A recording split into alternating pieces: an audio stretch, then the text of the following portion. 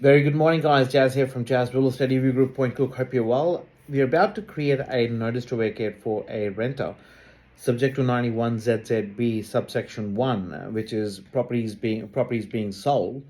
Number one thing, a lot of landlords still don't know that there is a requirement of certain documents as evidence that has to be attached with a notice for the notice to be valid. A lot of the times owners do get and fall into a pitfall where they don't attach the sales authority to be issued to the tenants or the renter along with the notice. The forms of the prescribed forms clearly state that you must provide evidence along with the notice to vacate.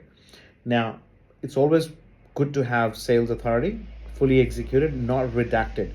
But another thing is that the document is still considered as legal document, so nothing should be redacted from the authority. Some landlords have a question that, but it's got my phone number, but my email address, but my current home address, correct? However, there's been some cases where there's been reduction in the authority and the tenants did not leave the property and the matter was sent to vacate for possession hearing, and during that time members actually struck out the case saying the authority is actually not valid.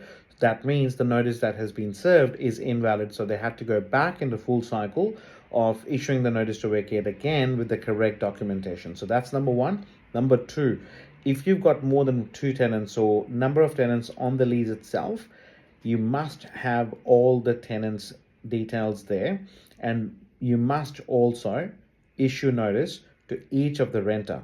If the tenants have agreed for electronic communication on the lease agreement, always best to extract that part of the lease agreement and attach to your notice and mention on the subsection under the explanation that it has been served via email and the electronic communication has been assessed and perhaps has been also agreed upon the tenants, and making this notice, serving of this notice or service of documents correct under the act as well. It's always the best practice that you still send a registered post just to avoid any ambiguity. More evidence is always better in the unlikely event or maybe in an unfortunate event if the tenants do not leave, because remember now the cycle is 90 days before a tenant can actually vacate the property.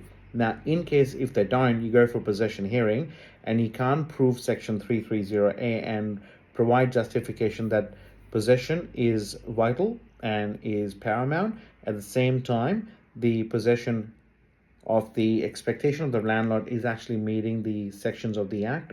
Number one is 330A that they rely on, and it is trivial and is reasonable and proportionate as well. So all these factors do become critical. So remember one thing, to have your paperwork in order.